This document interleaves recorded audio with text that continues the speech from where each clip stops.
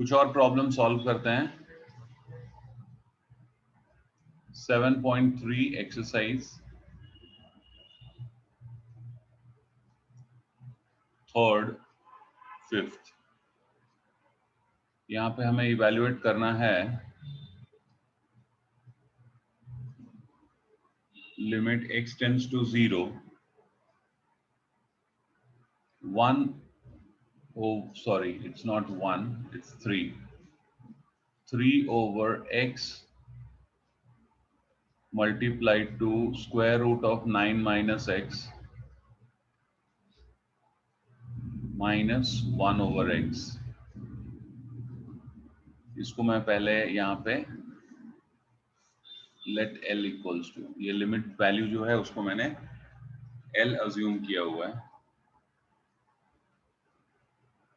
अब देखिए यहाँ पे क्या हो रहा है।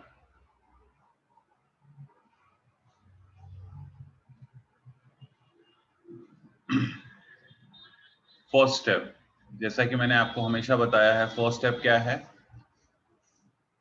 Evaluate the limit. क्या मतलब होता है लिमिट इवैल्यूएट करने का? मतलब क्या है? ये फंक्शन ऑफ एक्स है, मुझे इसका लिमिट इवैल्यूएट करना है। ये फंक्शन ऑफ एक्स का लिमिट इवैल्यूएट करना है जब x टेंड्स टू 0 है। क्या मतलब हुआ इसका? इसका मतलब ये है कि वेरिएबल x 0 के पास जा रहा है। वेरिएबल x का वैल्यू 0 को अप्रोच कर रहा है। 0 एक कांस्टेंट है। तो जब x 0 के पास जा रहा है, आपको बताना है ये फंक्शन ऑफ x किस नंबर को अप्रोच करेगा। जब x 0 के पास जा रहा है तो फंक्शन ऑफ x किस नंबर के पास जा रहा है। अब एक जल्दी से इसको हम लोग चेक कर लेते हैं कि क्या हो रहा है यहाँ पे। ओके, देखो आप लोग, जब x 0 के पास जाएगा तो इसका मतलब ये 0 के पास जा रहा है, ये वाला। ठीक है, अच्छा, और ये जो है square root of 9 minus x है, मतलब ये भी 0 के पास जा रहा है। ये जो है ये यहाँ पे ये भी 0 के पास जा रहा है। तो अब देखो क्या होगा, जब ये 0 के पास जाएगा तो 9 माइनस 0 के पास स्क्वायर रूट के अंदर, स्क्वायर रूट के अंदर ध्यान से सुनो, ये बहुत इंटरेस्टिंग है। स्क्वायर रूट के अंदर ये जो एक्सप्रेशन है ये 9 के पास जाएगा। क्यों? क्योंकि ये x जो है वो तो 0 के पास जा रहा है, ये 0 के पास जा रहा है। अब आप सोचो 9 माइनस कोई ऐसा नंबर जो कंटिन्यूअस 0 के पास जाएगा, ये 9 के पास जाएगा। ठीक है, अच्छा, स्क्वायर रूट ऑफ 9 किसके पास जाएगा? स्क्वायर रूट ऑफ 9 जाएगा 3 के पास। लेकिन उसके बाजू में क्या है? उसके बाजू में यहाँ पे 0 है, तो 0 इंटू 3 ये कहाँ पे जाएगा? ये जाएगा 0 के पास। अब आप समझ सकते हो, अगर 0 के पास जाएगा तो ये जो पर्टिकुलर फ्रैक्शन है ये इंफिनिटी के पास जाएगा। ये कहाँ जाएगा? ये इंफिनिटी के पास जाएगा, ये याद रखना।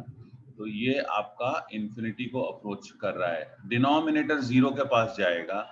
अगर डिनोमिनेटर 0 के पास जा रहा है तो ये फ्रैक्शन इंफिनिटी के पास जाएगा।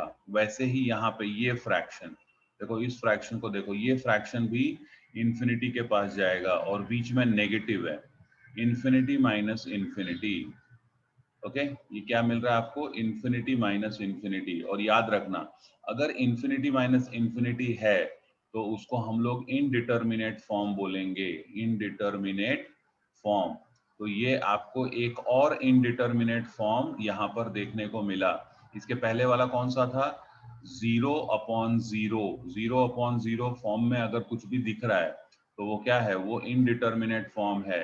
मतलब ये डिफाइंड है, लेकिन इसका फॉर्म जो है वो हमारे लिए इनडिटर्मिनेट है। हमें अगर इसको डिटर्मिन करना है तो हमें इसको इस फॉर्म से ट्रांसफर करके डिटर्मिनेट फॉर्म में लेके आना होगा। ये इनडिटर्मिनेट फॉर्म है, हमें इस फॉर्म से छुटकारा पाना होगा। Will have to get rid of this form.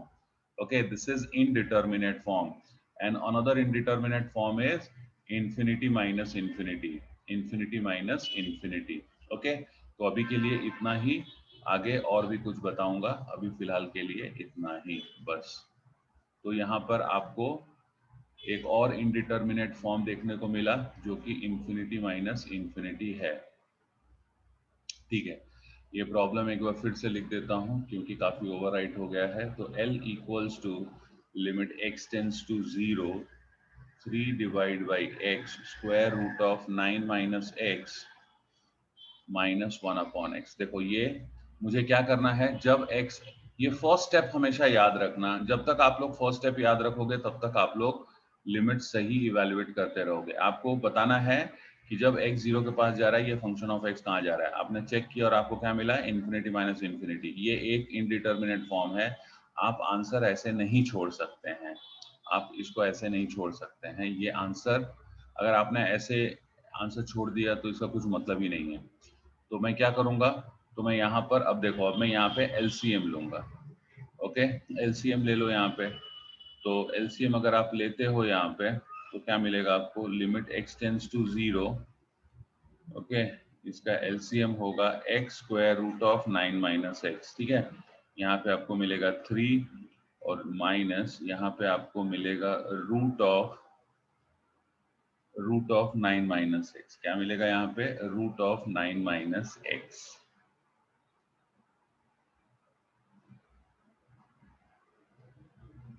तो अब नेक्स्ट स्टेप में मैं क्या करूंगा, नेक्स्ट स्टेप में सर सर उधर रूट 9 माइनस एक्स के पहले x आएगा।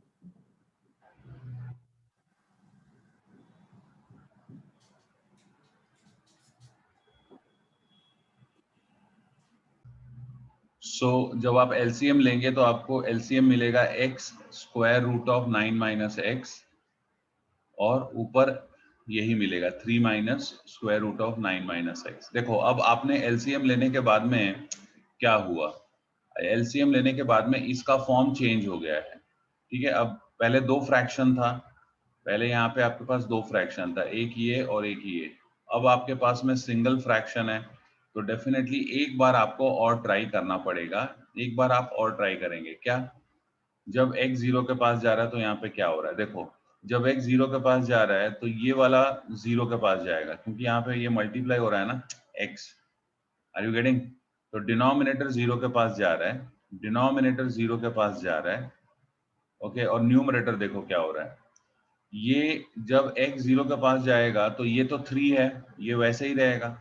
यहाँ पे x 0 के पास जा रहा है तो 9 minus some number which is going to 0 and square root of, so 9 minus something which is going to 0 will definitely be going to 9। 9 में से थोड़ा सा माइनस हो रहा है, देख रहे हो, ये x क्या है, ये x 0 के पास जा रहा है, मतलब 9 में से कुछ तो माइनस हो रहा है, और लेकिन वो जो माइनस हो रहा है वो बहुत स्मॉल नंबर है। तो आपको क्या मिलेगा, 9 के बहुत नजदीक एक नंबर मिलेगा। अभी उसका स्क्वायर रूट लेंगे तो क्या मिलेगा, 3 के बहुत नजदीक एक नंबर मिलेगा। तो जब x 0 के पास जा रहा है तो ये पोर्शन कहाँ जा रहा है, 3 के पास जा रहा है। समझ के आ गया? ओके, तो यहाँ पर क्या है, यहाँ पे 3 है minus something which is close to 3। So 3 minus something which is close to 3 क्या होगा, ये होगा 0 के पास। Are you getting? तो आपको 0 बाई 0 मिल गया। क्या मिल गया, 0 बाई 0। और 0 बाई 0 मिला तो याद रखना अब आप इसको सॉल्व कर सकते हैं। आपने क्या किया, फिर से ध्यान से सुनो, आपने क्या किया।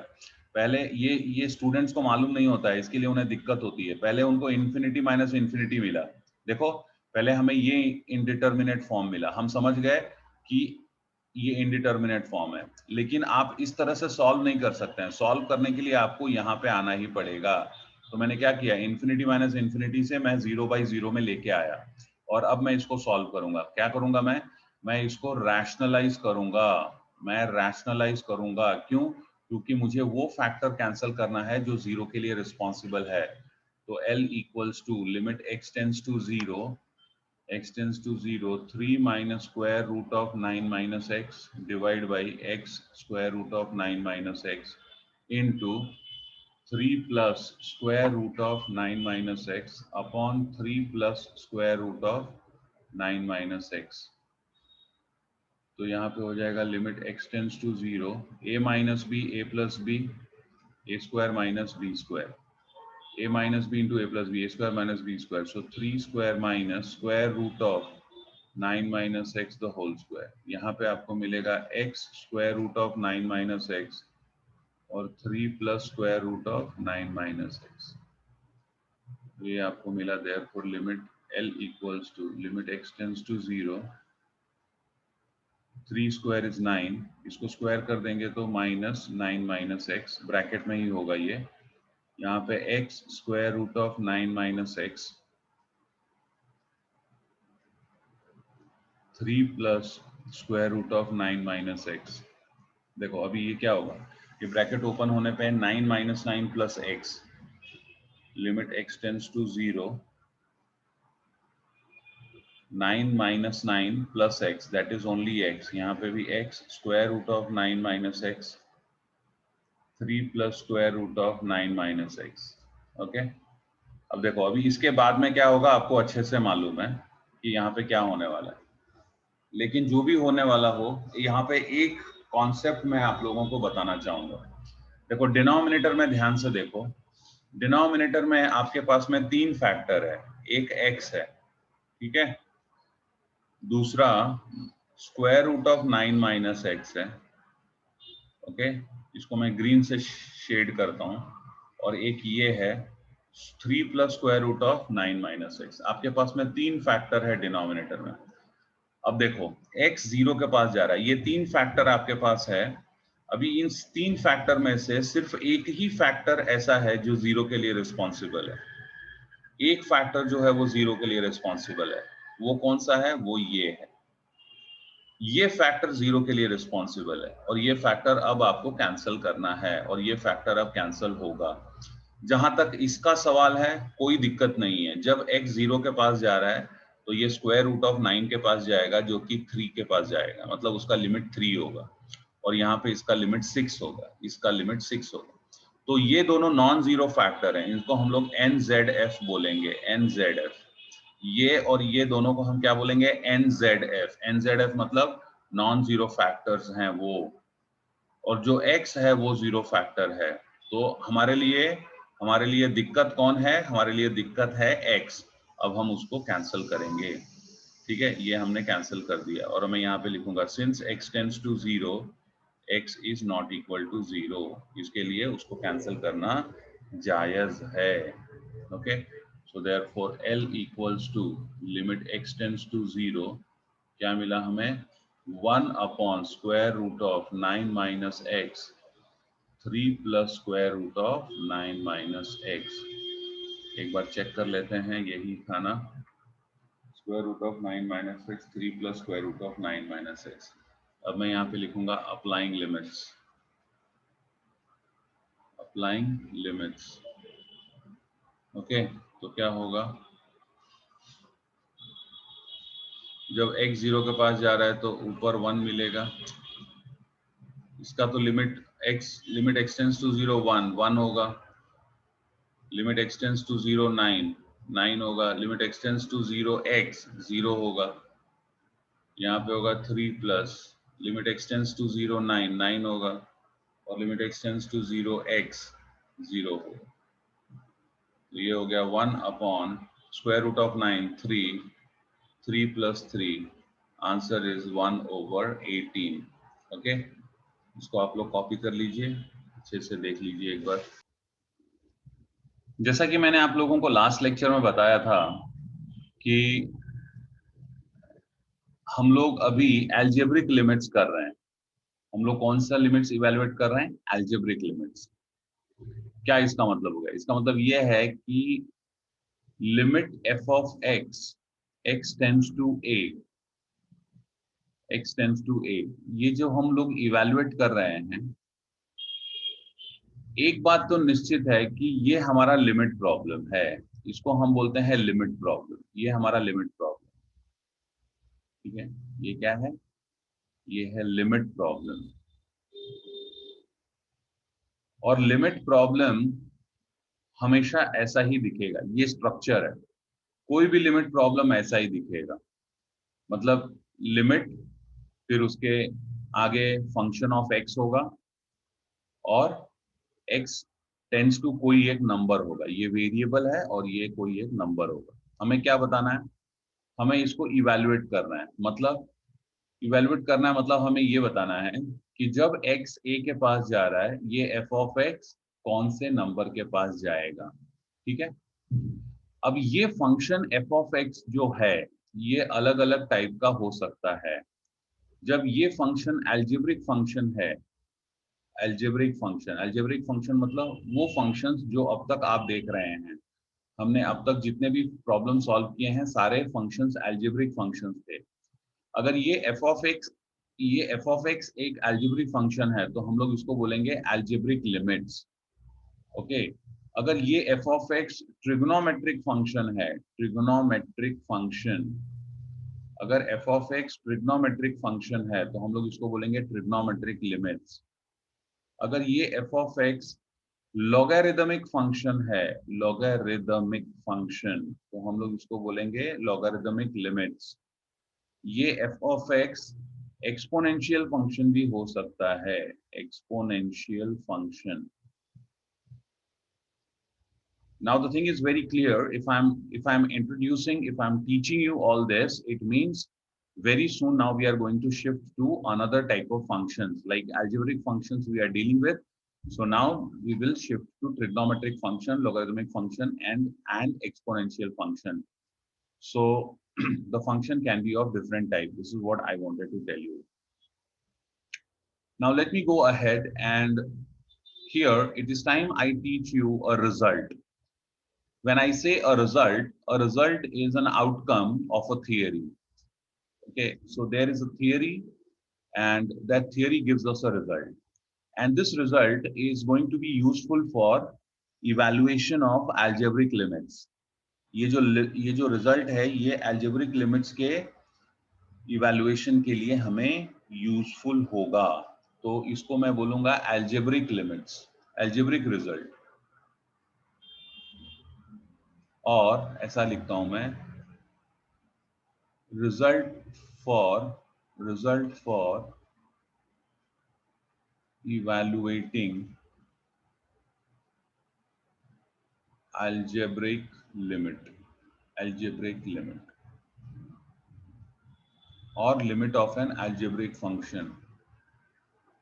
ठीक है, देखो यहां पर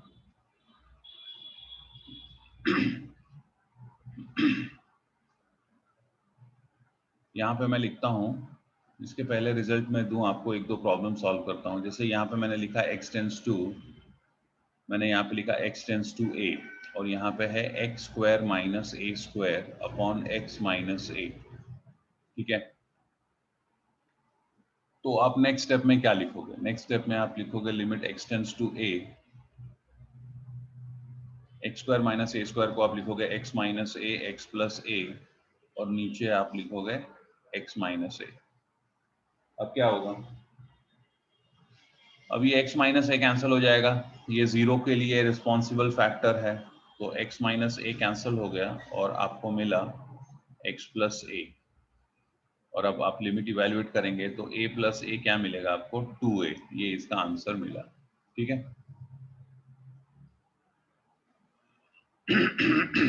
सॉरी। नेक्स्ट देखिए, अगर limit x tends to a, यहाँ पे x square minus a square था, अगर मैंने इसको लिखा x cube minus a cube, अगर मैंने लिखा x cube minus a cube upon x minus a, तो ये हो जाएगा limit x tends to a. और इसको आप, इसका आपको फॉर्मूला मालूम है, इसका फॉर्मूला क्या है? इसका फॉर्मूला है x minus a x square plus x a plus a square, okay. X square plus x a plus a square bracket बंद एक्स माइनस ए। अब क्या होगा? ये और ये गया, तो क्या बचा यहाँ पे? Limit x tends to a, और यहाँ पे मिला x square plus x a plus a square. अब आप इसको लिमिट इवैल्यूएट करिए, तो जब अगर factor responsible for zero cancel हो गया, तो अब तो ये 0 बाई 0 आएगा ही नहीं। देखो अल्टीमेट स्टेप वही है, अल्टीमेट कॉन्सेप्ट वही है कि जब x a के पास जा रहा है तो मुझे बताना है ये कहाँ जा रहा है। मैंने चेक किया, मैंने आपको बताया नहीं, लेकिन मैंने चेक किया, ये 0 बाई 0 ही है, यहाँ पर भी ये 0 बाई 0 ही है। आपको चाहिए तो आप थोड़ा समय लेके चेक कर लीजिए। और वो factor responsible for zero cancel करना है, तो जब मैंने इसको कैंसिल किया, अब मैं इसको इवेल्युएट कर रहा हूँ, तो मुझे क्या मिलेगा, ए स्क्वायर, यहाँ पर a इंटू ए, ये भी ए स्क्वायर और ये भी ए स्क्वायर, तो क्या मिला मुझे मिला 3a स्क्वायर 3a स्क्वायर। अभी इसके बाद में क्या होगा कि ये तो x cube minus a cube है, अगर समझो मेरे पास में नेक्स्ट मेरे पास में होता limit x tends to a, अगर मेरे पास में है x raise to 4 minus a raise to 4 upon x minus a, दिख रहे हो, जैसे यहाँ पे x square minus a square था, डिनोमिनेटर सबका x माइनस ए है, numerator x square minus a square है, x cube minus a cube है, x raise to 4 minus a raise to 4 है, फिर limit x tends to a, अगर आप समझिए x raise to 5 minus a raise to 5 upon x minus a है, okay, या समझिए limit x tends to a, x raise to 6 minus a raise to 6 upon x minus a, या समझिए limit x tends to a, x raise to 2/3 minus a raise to 2/3 upon x minus a है, okay, ऐसा कुछ भी है। कहने का मतलब इन जनरल अगर हम लिखने जाएं इसको इन जनरल, तो इन जनरल कैसा है, अगर समझो limit x tends to a और फंक्शन जो हमें लिखना है वो फंक्शन अगर समझो इस तरह का है, फंक्शन इन जनरल कैसा दिखता है, फंक्शन दिख रहा है x raise to n minus a raise to n upon x minus a। अगर फंक्शन ऐसा दिखता है तो उसका आंसर हम लिखेंगे n a raise to n minus 1। इसका आंसर क्या आएगा, इसका आंसर आएगा n a raise to n minus 1, n multiplied with a raise to n minus 1, okay, ये इसका आंसर होगा, यही इसका आंसर।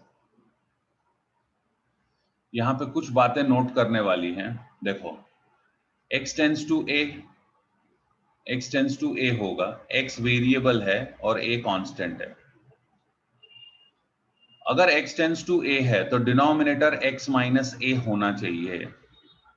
देखो ये अब जो आपके सामने है ये एक रिजल्ट है, ये एक फॉर्मूला है, इसको आपको एक फॉर्मूला के तौर पे यूज करना है, इसको आपको एज अ फॉर्मूला यूज करना है, एज अ फॉर्मूला, ये आपके लिए एक फॉर्मूला है, ठीक है।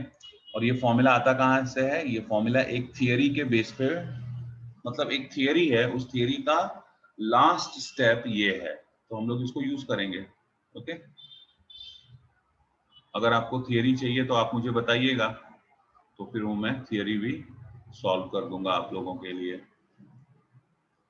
ठीक है। तो देखिए यहाँ पे अगर variable x tends to a है तो डिनोमिनेटर x माइनस a होना चाहिए और न्यूमरेटर क्या होना चाहिए, x का पावर n माइनस a का पावर n, मतलब जो पावर आप x को देंगे वही पावर a का होना चाहिए, ध्यान से देख लो। और अगर ऐसा है तो आप ये रिजल्ट यूज कर सकते हो, ओके, ठीक है। चलो अब मैं यहाँ पे एक फॉर एग्जाम्पल मैं यहाँ पे एक इलस्ट्रेशन लिखता हूं, देखो limit x tends to 2, x tends to 2, नीचे x माइनस 2 और न्यूमरेटर में x raise to 7 minus 2 raise to 7, क्या मैं ये रिजल्ट यूज कर सकता हूं, यस कर सकता हूं। कैसे, देखो x टेंस टू 2 है, नीचे x माइनस 2 है, ऊपर जो x का पावर है वही 2 का पावर है और बीच में नेगेटिव साइन है, तो अब मैं इसका आंसर लिखूंगा। आंसर क्या होगा, इसका आंसर होगा n into a raise to n minus 1, 7 into 2 raise to 7 minus 1 6, so 7 into 64, ये इसका आंसर आएगा। अच्छा यहाँ पे एक चीज और इंपॉर्टेंट है, ये n जो है, this n belongs to set of real numbers, ये n रियल नंबर है, ये n कुछ भी हो सकता है, ओके। तो अब मैं यहाँ पर लिखता हूँ दूसरा, एक और इलस्ट्रेशन देता हूँ आप लोगों के लिए। समझो मेरे पास में है limit x tends to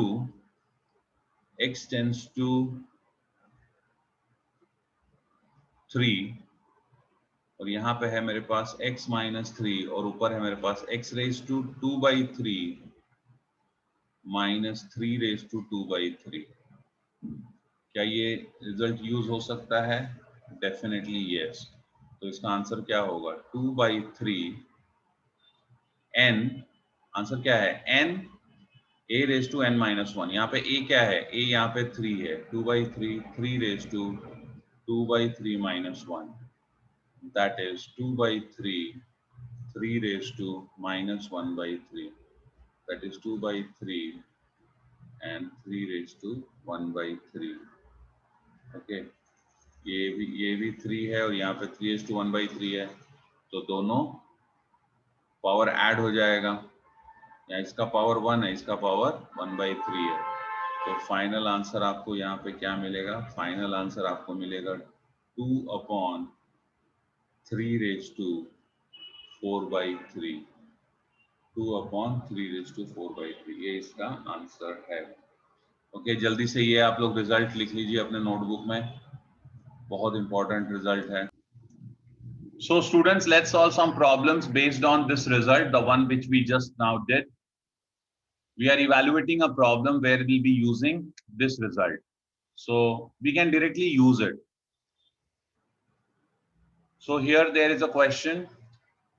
Evaluate limit x tends to 5 x cube minus 125 upon x raised to 5 minus 3125. See, the basics of limit problems will never change. What is that?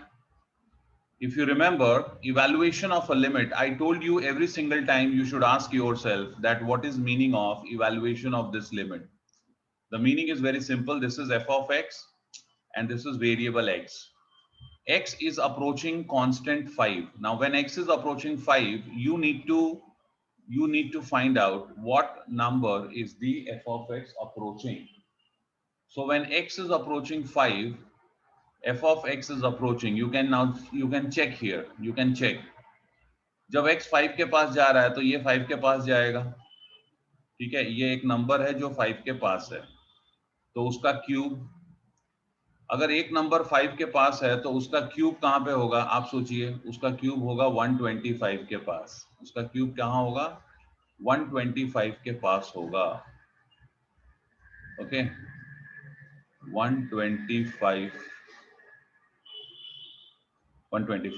तो जब x 5 के पास जा रहा है तो x क्यूब 125 के पास जा रहा है और बाजू में क्या है? उसके बाजू में 125 ही है। तो अब आप बताओ, एक नंबर जो 125 के पास जा रहा है और एक नंबर जो 125 एक्चुअल है, तो उसका डिफरेंस क्या होगा? वो 0 के पास जाएगा। न्यूमरेटर 0 के पास जा रहा है, वैसे ही डिनोमिनेटर भी 0 के पास ही जाएगा। जब x 5 के पास जाएगा तो x रेज टू 5 कहाँ जाएगा? x रेज टू 5 जाएगा 3125 के पास, 3125 के पास जाएगा। ओके, ये मैं 3125 ऐसे क्यों लिख रहा हूँ? क्योंकि मुझे ये बताना है कि ये नंबर 3125 के पास है, 3125 नहीं है, और बाजू में क्या है? 3125 एक्चुअल है। तो ये डिफरेंस कहाँ पे जाएगा? ये जाएगा 0 के पास। तो अभी 0/0 आ गया, और अगर 0/0 आ गया तो आप समझ जाइए कि आप इसका आंसर ऐसे नहीं छोड़ सकते हैं। ये एक इनडिटर्मिनेट फॉर्म है, तो इसको क्या करना पड़ेगा? इसको अपने को इवैल्यूएट करना पड़ेगा। तो हम लोग अभी इसको इवैल्यूएट करेंगे। इवैल्यूएट करने का क्या तरीका बताया था मैंने? अब तक आपको क्या तरीका बताया था? मैंने ये बताया था कि वो फैक्टर कैंसिल करो जो 0 के लिए रिस्पॉन्सिबल है, वो फैक्टर कैंसिल करो जो 0 के लिए रिस्पॉन्सिबल है। तो यहां पर 0 के लिए रिस्पॉन्सिबल कौन सा फैक्टर है? x minus 5। यहाँ पे 0 के लिए रिस्पॉन्सिबल फैक्टर है x माइनस 5। तो मैं x माइनस 5 कैंसिल कर सकता हूं यहाँ पे, डेफिनेटली यस। लेकिन अगर आपको x माइनस 5 कैंसिल करना है तो याद रखना कि आपको पहले x माइनस 5 फैक्टर दिखना पड़े, उधर लाना पड़ेगा। तो x वो फैक्टराइज करना यहाँ पे थोड़ा दिक्कत का काम है, फैक्टराइज करना यहाँ पे थोड़ा दिक्कत का काम है। इसके लिए देखो हम लोग क्या करेंगे नेक्स्ट स्टेप में। एज यूजुअल मेरा फर्स्ट स्टेप क्या होगा? मेरा फर्स्ट स्टेप होगा, मैं इसको L लिखता हूं,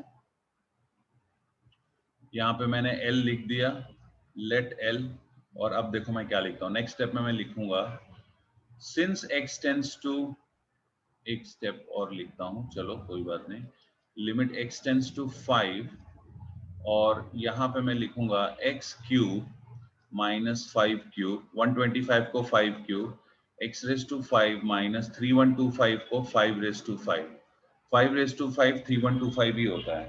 ओके, 5 रेस टू 4 कितना होता है, 5 रेस टू 4 होता है 625, 5 रेस टू 4 होता है 625, 5 रेस टू 5 होगा, एक और 5 मल्टीप्लाई करो 3125।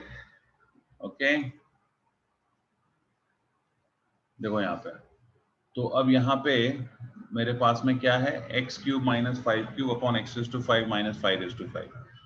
अब मैं यहाँ पर कुछ देख रहा हूँ, मैं क्या देख रहा हूँ कि ये जो न्यूमरेटर है, ये जो न्यूमरेटर है यहाँ पर, ये numerator x raise to n minus a raise to n जैसा है। देखो यहाँ पे ये numerator x raise to n minus a raise to n जैसा दिख रहा है, न्यूमरेटर दिख रहा है x raise to n minus a raise to n जैसा, लेकिन डिनोमिनेटर जो है वो x माइनस ए जैसा नहीं दिख रहा है।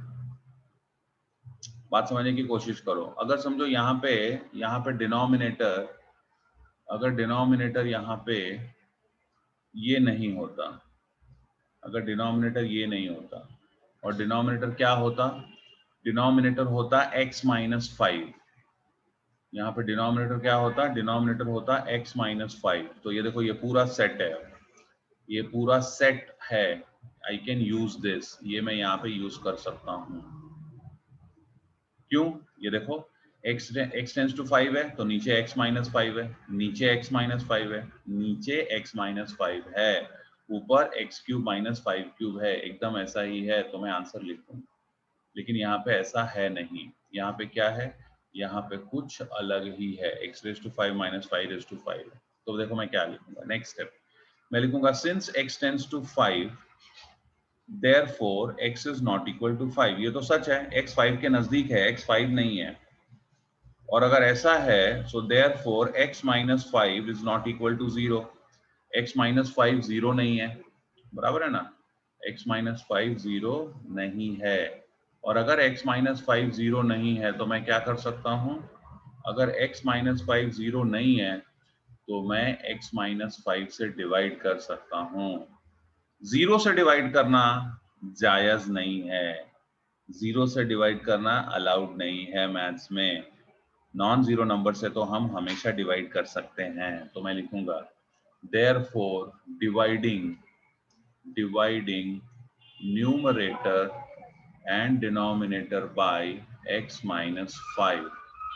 ओके, तो देखो क्या मिलेगा मुझे मिलेगा L equals to limit x tends to 5, limit x tends to 5, और यहाँ पे x cube minus 5 cube, x cube minus 5 cube upon x minus 5, और यहाँ पे नीचे है x raise to 5 minus 5 raise to 5 upon x minus 5। मैंने क्या किया, मैंने x माइनस 5 से ऊपर और नीचे न्यूमरेटर डिनोमिनेटर दोनों में डिवाइड किया। अब लिमिट x टेंस टू 5 आप ऊपर और नीचे दोनों में दे दो, यहाँ भी दे दो, यहाँ भी दे दो, तो ये हो जाएगा limit x tends to 5 x cube minus 5 cube upon x minus 5, limit x tends to 5 x raised to 5 minus 5 raised to 5 upon x minus 5। Okay, now I can use the result, एकदम result use करने वाले form में आ गया है, आप देख सकते हैं। अब मैं यहाँ पे लिखूंगा using limit x tends to a, using limit x tends to a, x raised to n minus a raised to n upon x minus a equals to n a raised to n minus 1, we get what you will get L equals to, देखो यहाँ पे n क्या है, यहाँ पे ऊपर वाले में n क्या है, ऊपर वाले में n है 3 और नीचे वाले में n क्या है 5, ठीक है। अच्छा, ऊपर वाले में a क्या है? ऊपर वाले में a है 5 और नीचे वाले में भी a है 5, ठीक है। तो देखो ये हो जाएगा n a raised to n minus 1, so 3 5 raised to 3 minus 1, ये न्यूमरेटर के लिए लिख रहा हूं मैं, n a raised to n minus 1, 3 5 raised to 3 minus 1, नीचे 5 into 5 raised to 5 minus 1, 5 5 raised to 5 minus 1, n 5 है ना, ओके। तो ये हो जाएगा तुम्हारा 3/5, ये हो गया तुम्हारा 3/5 इंटू यहाँ पे हो जाएगा 5 स्क्वायर अपॉन 5 रेज टू 4, तो ये हो जाएगा तुम्हारा 3/5 इंटू 1/5 स्क्वायर, 5 स्क्वायर है और ये 5 रेज टू 4 है तो नीचे 5 स्क्वायर होगा, तो आंसर आया 3/125। फाइनल आंसर क्या है? 3/125। आई होप सबको समझ में आ गया होगा, इसको जल्दी से कॉपी कर लो। एक और प्रॉब्लम लेते हैं, evaluate limit x tends to 1 for this function of x। यहाँ पे आपको एक सीरीज दिख रहा है, x raise to 1 plus x square plus x cube plus x raise to 4 plus x raise to 5, this will continue till x raise to n minus n upon x minus 1। जब x 1 को जा रहा है तो ये function of x किस number के पास जा रहा है हमें बताना है। देखो हमें ये मालूम है कि 1 का कोई भी पावर होगा, 1 का कोई भी पावर होगा उसका वैल्यू 1 ही होता है, उसका वैल्यू क्या होता है? 1। 1 का कोई भी पावर होगा वैल्यू 1 होगा। 1 रेज टू 100 भी लिखेंगे आप तो वैल्यू क्या होगा? 1 होगा, ठीक है। तो यहाँ पे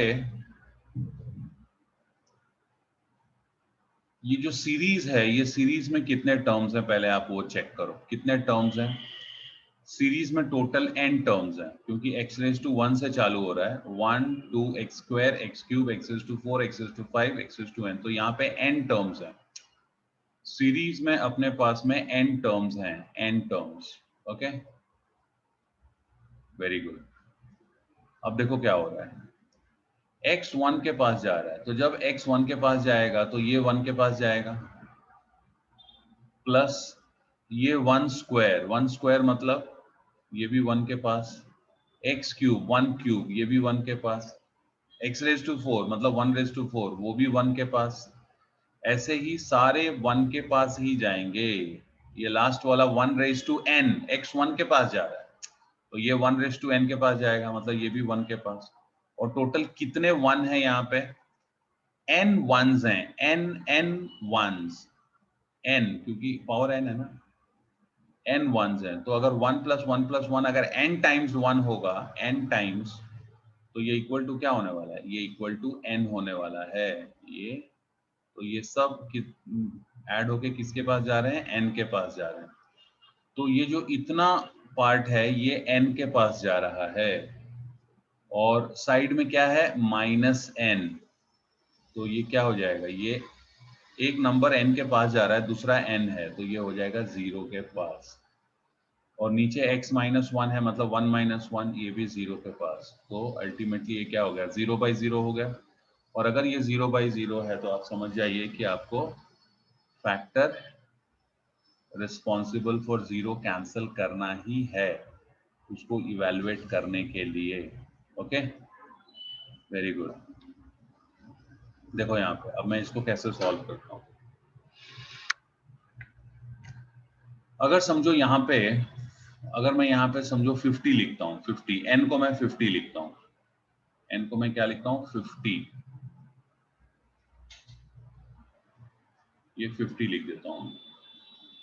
तो इसका मतलब x raise to 1 x raise to 2 x raise to 3 x raise to 50, मेरे पास में 50 टर्म्स हो गए, यहाँ पे 50 टर्म्स हो गए, और मैंने यहाँ पे n को 50 लिखा है, तो ये जो n है ये भी 50 हो जाएगा, ये भी क्या हो जाएगा? 50 हो जाएगा, ठीक है। अच्छा, ये 50 जो मैंने यहाँ पे लिखा हुआ है, ये 50, इस 50 को मैं 1 प्लस 1 प्लस 1 प्लस 1 प्लस ऐसे 50 टाइम्स 1 लिख सकता हूं, 50 times, 50 times, how many times, up to 50 times. 1 plus 1 plus 1, अगर 1 आप 50 टाइम्स लिखोगे और ऐड करोगे तो 50 मिलेगा। एग्जैक्टली तो अब मैं वही करने जा रहा हूं, ध्यान से देखना, मैं वही करने जा रहा हूं। देखो यहां पे x रेज टू n है, माइनस n है, ओके। देखो नेक्स्ट स्टेप में मैं क्या लिखने जा रहा हूं। नेक्स्ट स्टेप में मैं लिखूंगा limit x tends to 1, x plus x square plus x cube plus x raise to 4 plus dot dot dot plus x raise to n minus, ये n टर्म्स है, minus 1 plus 1 plus 1 plus 1 plus dot dot dot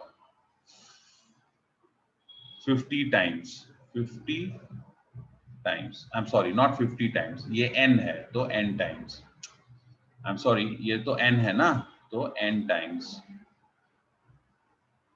n times, ठीक है। तो यहां पे याद रखो कि आपको आपको फर्स्ट ब्रैकेट में n टर्म्स है, आपके फर्स्ट ब्रैकेट में n टर्म्स हैं, 1 2 3 4 dot dot dot n, n terms हैं, और सेकेंड ब्रैकेट में आपके पास में n टाइम्स 1 है, n टाइम्स 1। अब देखो, अब ये ब्रैकेट ओपन करो, सेकेंड ब्रैकेट को हम ओपन करेंगे, सेकेंड ब्रैकेट को ओपन करने पे क्या होगा, जितने भी पॉजिटिव 1 है सारे नेगेटिव हो जाएंगे, ठीक है, जितने भी पॉजिटिव 1 है सारे नेगेटिव हो जाएंगे। तो देखो limit x tends to 1, x tends to 1, और आपको मिलेगा, क्या मिलेगा, आपको मिलेगा x plus x square plus x cube plus x raise to 4 plus dot dot dot dot dot plus x raise to n minus 1 minus 1 minus 1 minus 1 dot dot dot dot dot dot minus 1, ये last वाला भी क्या है, minus 1 ही है, okay. यहां पर भी सारे 1 है ना, सारे 1s हैं, ओके, तो ये लास्ट में भी 1 ही है, ओके, सब 1 है, n टाइम्स, n टाइम्स, मतलब टोटल n 1s हैं, ओके। यहाँ पे मैं इसको थोड़ा सा इलेबोरेट करना पड़ेगा, जैसे समझो 50 है तो 50 को आप 1 प्लस 1 प्लस 1 प्लस ऐसे लिखोगे 50 टाइम्स, तो जो लास्ट में लिखोगे वो क्या होगा, वो 1 होगा। टोटल यहाँ पे 51 है, लास्ट वाला भी 1 है, 50 टाइम्स, तो प्लस 1 लिखो, या आप इसको ऐसे लिख सकते हो, डॉट डॉट डॉट 50 टाइम्स। याद रखना लास्ट में प्लस 50 मत लिखना, इट इज नॉट प्लस 50, ऐसे लिख दोगे तो रॉन्ग हो जाएगा, वो प्लस 50 नहीं है, वो प्लस 1 ही है। या तो 50 टाइम्स लिखो और नहीं तो लास्ट में प्लस 1 लिखो। और ये कौन सा 1 है, ये 50th 1 है, 50th 1 है, ओके। तो यहाँ पे लास्ट वाला भी क्या है, ये सब 1 है, ये सारे 1 है। जब आप ब्रैकेट ओपन करोगे तो आपको ऐसे मिलेंगे। ये टोटल कितने 1s हैं यहाँ पे आपके पास, यहाँ पे आपके पास में n 1s हैं, n 1s, n टाइम्स। अच्छा नीचे x माइनस 1 है। अब देखो ये जो x है यहाँ पे, इस x के साथ में, इस x के साथ में फर्स्ट माइनस 1 लिख दो, rearrangement of terms. X square के साथ में सेकेंड माइनस 1 लिख दो, एक्स क्यूब के साथ में थर्ड माइनस 1 लिख दो, एक्स रेज टू 4 के साथ में, एक्स रेज टू 4 के साथ में फोर्थ माइनस 1 लिख दो, और एक्स रेज टू 5 के साथ में फिफ्थ माइनस 1 लिख देना, ऐसे समझ रहे हैं। और ऐसे ऐसे ही जाएगा, और last x raise to n के साथ में लास्ट वाला माइनस 1 लिख दो, ओके। इसको बोलेंगे रीअरेंजमेंट ऑफ टर्म्स।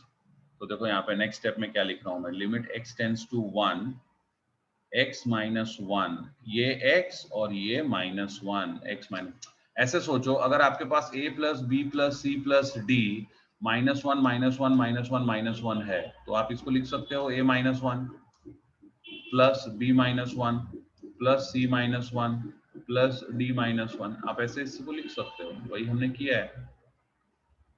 ओके, तो ये हो गया आपका, so this is x minus 1 plus x square minus 1 plus x cube minus 1 plus x raised to 4 minus 1 plus dot dot dot dot dot plus x raised to n minus 1 and the whole divided by x minus 1. Okay, अब next step में मैं क्या करूंगा, मैं next step में ये denominator का जो x minus 1 है इसको स्प्लिट करूंगा। जैसे देखो x minus 1 upon x minus 1, then x square minus 1 upon x minus 1, फिर x cube minus 1, सबके लिए अलग अलग डिनोमिनेटर।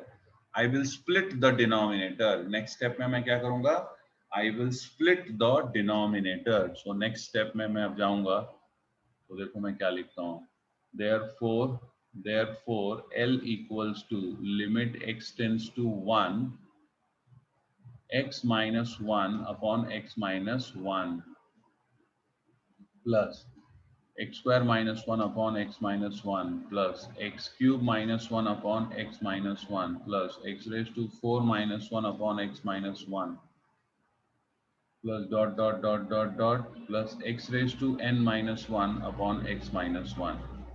अब मैं सबके लिए अलग से लिमिट लिख दूंगा। अच्छा देखो यहाँ पे तो क्या होगा, ये वाला तो डायरेक्ट कैंसिल ही हो जाएगा, इधर कैंसिल ही कर दो और यहाँ पे लिख दो, यहाँ पे लिख दो since x tends to 0, I'm sorry, x tends to 1, x is not equal to 1, x minus 1 is not equal to 0, ये यहाँ पे कैंसिल ही कर दो, कोई दिक्कत नहीं। अब देखो नेक्स्ट स्टेप में क्या मिलेगा, अब ये लिमिट जो है ये सबके लिए लिमिट लिख दो, राइट।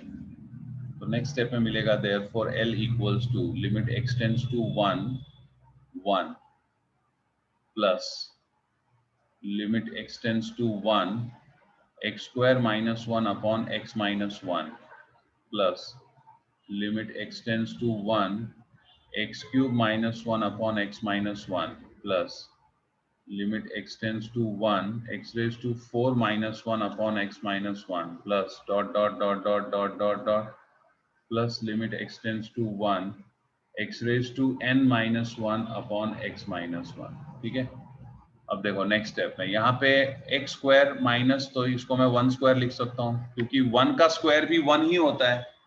अब ये एक्स क्यूब माइनस 1, तो इसको 1 क्यूब लिख सकता हूँ, इसको 1 रेज टू 4 लिख सकता हूँ और इसको 1 रेज टू n लिख सकता हूँ। क्यों? क्योंकि 1 का कोई भी पावर आप लोगे आपको 1 ही मिलने वाला है। अब देखो नेक्स्ट स्टेप में क्या होगा, नेक्स्ट स्टेप में होगा, अब मैं यहाँ पे लिखूंगा यूजिंग, वो जो रिजल्ट आपको भी सिखाया ना मैंने, वो using limit x tends to a x raised to n minus a raised to n upon x minus a equals to n a raised to n minus 1, we get what we will get। देखो इसका तो limit 1 ही होगा, यहाँ पे देखो क्या होगा, यहाँ पे n का वैल्यू क्या है 2, यहाँ पे n का वैल्यू क्या है 2 और a क्या है 1, सो 2 into 1 raised to 2 minus 1 plus यहाँ पे n का वैल्यू 3 है, सो 3 into 1 raised to 3 minus 1, यहाँ पे n का वैल्यू 4 है, सो 4 into 1 raised to 4 minus 1, 5 into 1 raised to 5 minus 1 plus dot dot dot dot dot dot plus n into 1 raised to n minus 1। ठीक है, तो ये हो जाएगा L equals to 1 प्लस, ये देखो ये 1 का पावर 2 माइनस 1, वो तो 1 ही होता है, 2 into 1 2, 1 का पावर 3 माइनस 1, वो भी 1 ही होगा, 3 का स्क्वायर, यहाँ पे 1 का स्क्वायर हो जाएगा ना, 1 स्क्वायर होगा, यहाँ पे 1 रेज टू क्यूब होगा, यहाँ पे 1 रेज टू 4 होगा, 1 रेज टू n माइनस 1। देखो 1 का पावर कुछ भी होने दो, वो अल्टीमेटली 1 ही होने वाला है, ये 1 है, ये भी 1 है, ये भी 1 है, ये भी 1 है, ये भी 1 है, सब ये 1 है, तो आपको क्या मिलेगा यहाँ पे 2, यहाँ पे मिलेगा 3 into 1 3, 4 into 1 4 plus 5 into 1 5 plus dot dot dot dot dot plus n into 1 n, और ये क्या है देखो, ये है sum of n natural numbers sum of first n natural numbers, और इसका आंसर क्या होता है? ये होता है n into n plus one divide by 2। ये हम लोगों ने पहले ही किया हुआ है, ये इसका आंसर है, sum of first n natural numbers. I hope आप लोगों को समझ में आ गया होगा। ये बहुत इंटरेस्टिंग और इम्पोर्टेंट प्रॉब्लम है, इसको सब लोग अच्छे से कर लो। यहाँ पे एक और प्रॉब्लम लेते हैं हम लोग। Evaluate limit x tends to 0, 1 minus x raised to 8 minus 1 and upon 1 minus x square minus 1। First step हमेशा वही होगा। अगर तुम्हें लिमिट इवैल्यूएट करना है, इसका क्या मतलब है? इसका मतलब है जब x 0 के पास जा रहा है, बताओ ये फंक्शन ऑफ x कौन से नंबर के पास जाएगा?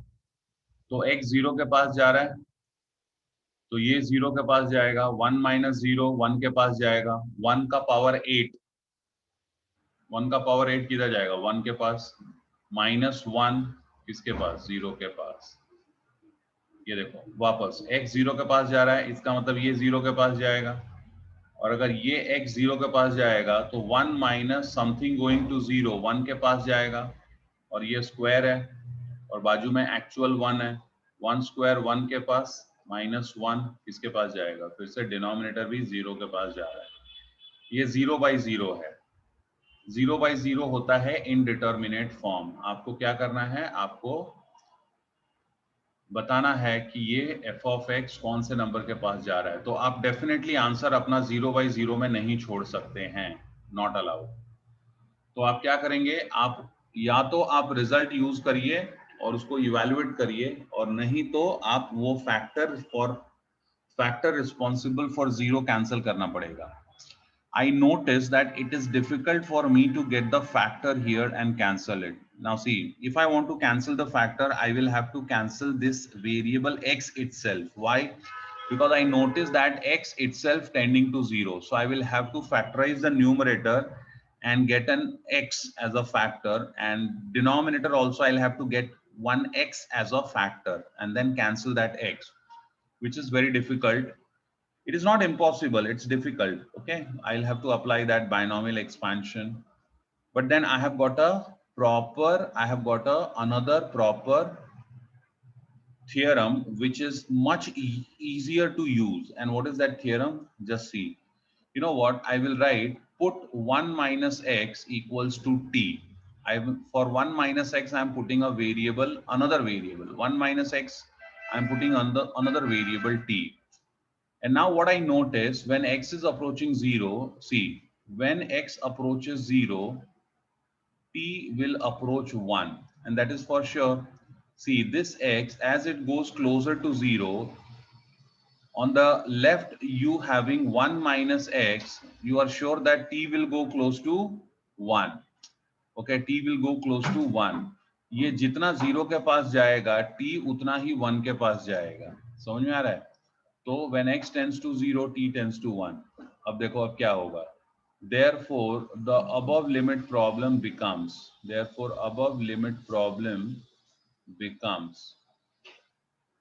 what it will become? See, it will become L equals to limit t tends to 1,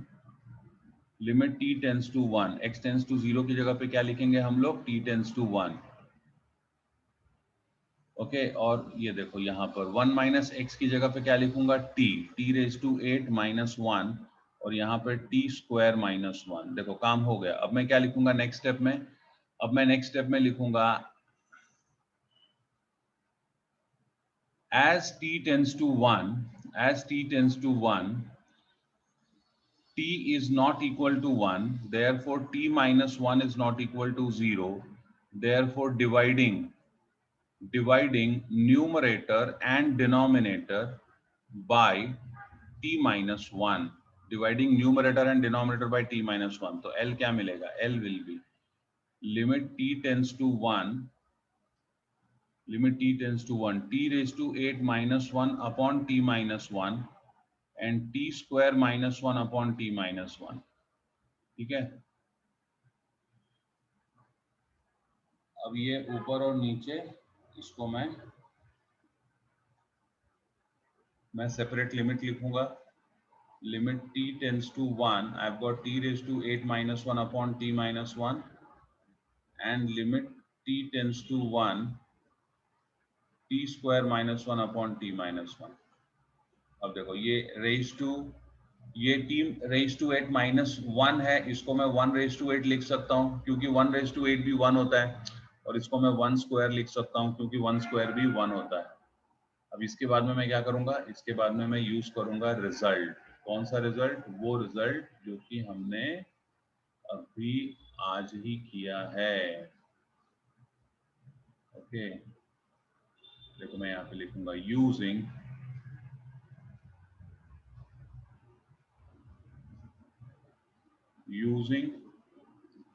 limit x tends to a, x raised to n minus a raised to n, x raised to n minus a raised to n upon x minus a equals to n a raised to n minus 1,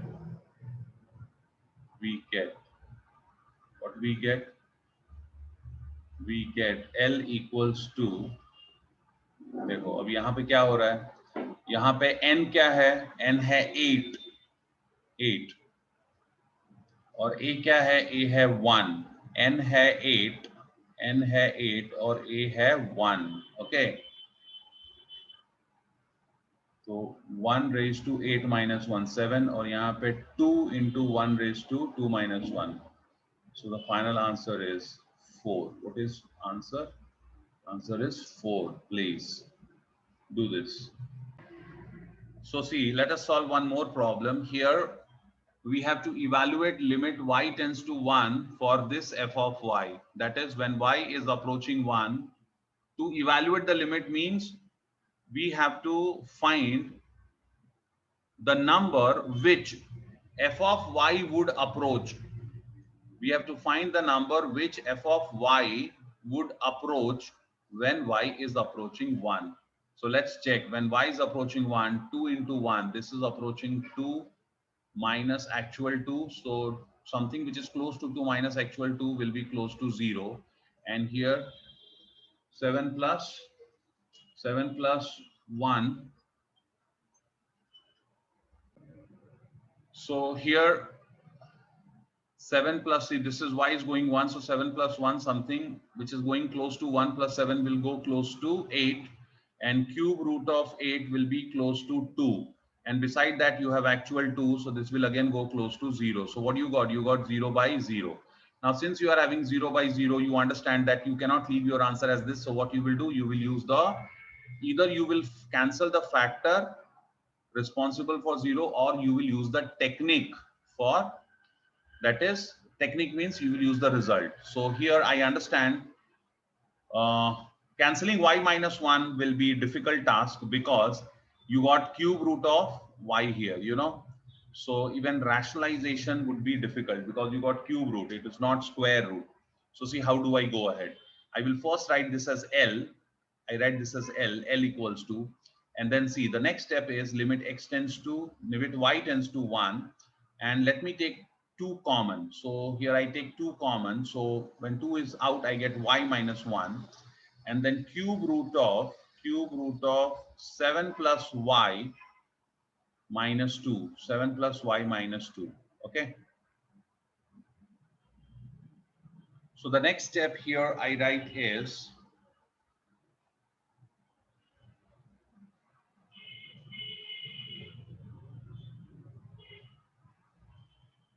I write y, L equals to limit y tends to 1 and 2 into y minus 1 and cube root of, see, this is 7 plus y.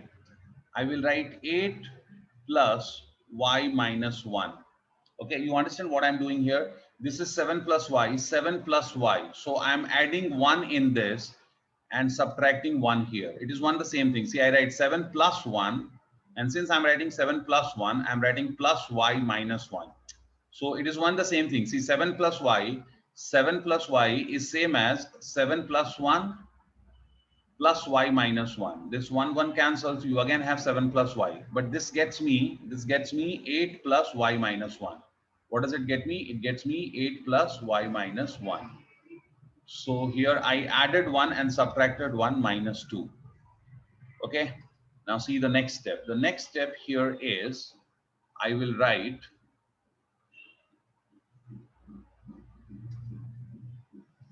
here, therefore L equals to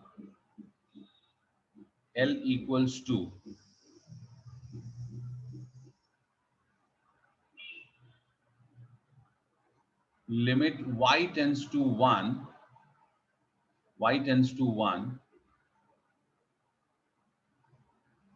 to, and this is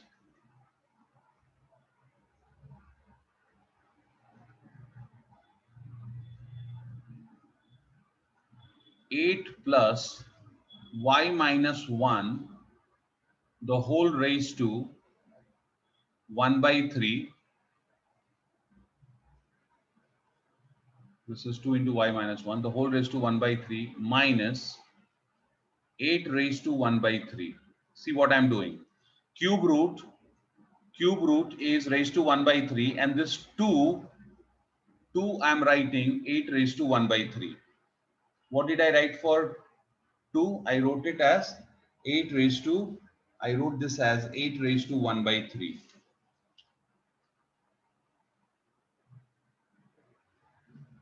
Okay.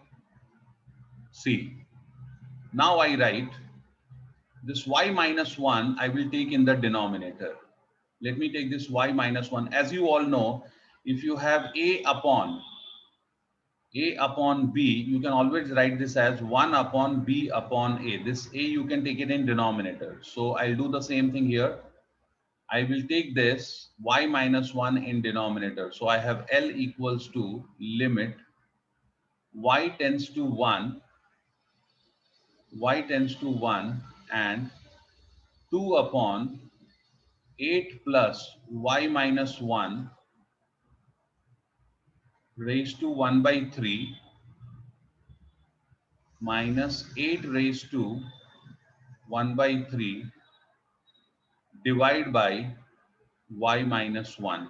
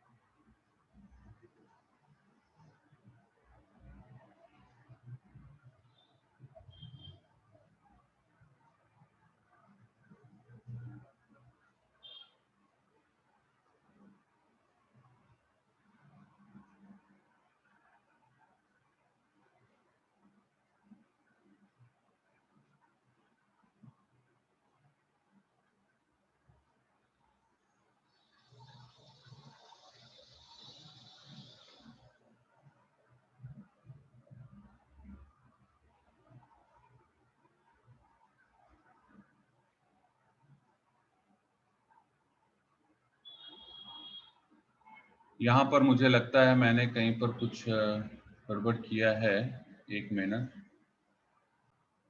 Okay, यहाँ पे ये करने की जरूरत नहीं है. ये इस तरह से थोड़ा सा ज्यादा लेंदी हो जा रहा है. देखो यहाँ पे हम लोग इसको ऐसे जाएंगे. 2 कॉमन ले लिया. L equals to limit y tends to 1, और नेक्स्ट स्टेप में हम लिखेंगे 2 into y minus 1 7 plus y raise to 1 over 3, cube root है इसीलिए, और 2 को मैं लिखता हूं 8 रेज टू 1 ओवर 3. ठीक है. नेक्स्ट स्टेप में फिर अब मैं लिखूंगा L equals to limit y tends to 1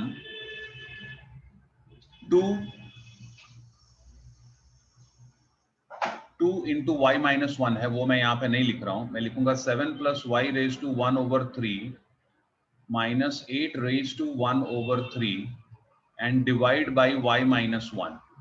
ये वाई माइनस 1 मैंने यहाँ पे डिनोमिनेटर में ले लिया. अब देखिए नेक्स्ट स्टेप में मैं क्या कर रहा हूं. मैं ये 2 ऐसे ही लिखा है मैंने। यहाँ पर y प्लस 7 प्लस वाई को मैं y प्लस 7 लिखता हूँ, raise to 1/3 minus 8 raise to 1/3। अच्छा देखो, और यहाँ पे y माइनस 1 है, ये y माइनस 1 है। y माइनस 1 को मैं लिखता हूँ y plus 7 minus 8, y plus 7 minus 8, y plus 7 minus 8 क्या होगा, y माइनस 1 होगा, y प्लस 7 माइनस 8।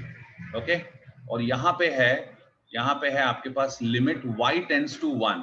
अब आप मुझे बताइए, अगर y 1 के पास जा रहा है तो y प्लस 7 किसके पास जाएगा, 8 के पास जाएगा। दोनों तरफ आप 7 ऐड करिए, y प्लस 7 किसके पास जाएगा, 8 के पास जाएगा। y plus 7 will approach 8। Next step में मैं लिखता हूं, now I right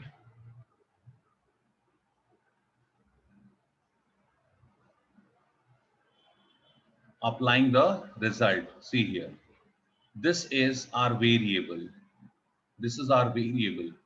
normally which we have as x. So what I have, x tends to, I have here x tends to a, and then here see I have x raised to n minus a raised to n upon x minus a. I have exactly in that form. Okay, so here what I would write here using, okay, before that I will write one more step. So I write L equals to, you can write limit for numerator, limit y tends to y plus 7, limit y plus 7 tends to 8 for 2, and here also you will write limit y plus 7 tends to 8 for what, for this thing, y plus 7 raised to 1/3 minus 8 raised to 1/3 upon y plus 7 minus 8। देखो यहाँ पे क्या हो रहा है, यहाँ पे x की जगह पे y plus 7 है, बाकी सब वैसा ही है, x की जगह पे y plus 7 है। अगर ये x है तो अगर आप y plus 7 को x लेते हो तो x tends to 8, x raised to 1/3 minus 8 raised to 1/3 upon x minus 8. Okay, so यहाँ पे मैं लिखूंगा using, now I will use the result. I write here using limit x tends to a, x raised to n minus a raised to n upon x minus a equals to n a raised to n minus 1. We get what we will get here L equals to, देखो y plus 7 8 के पास जाएगा तो उससे 2 को कुछ फर्क नहीं पड़ेगा, ये तो 2 ही होगा। यहाँ पे रिजल्ट यूज हो जाएगा, रिजल्ट क्या यूज होगा, n a raised to n minus 1। so n क्या है, 1/3, 1/3 8 raised to 1/3 minus 1, ये 3 ऊपर जाएगा तो यहाँ पे 6 हो गया, और ये हो गया आपका 8 raised to minus 2/3, 8 को मैं लिखूंगा 2q, तो मुझे मिलेगा 6 upon 2 raised to minus 2, 3 cancel हो जाएगा, सो ये हो जाएगा 24 is the answer. What is the answer? 24. Please copy this.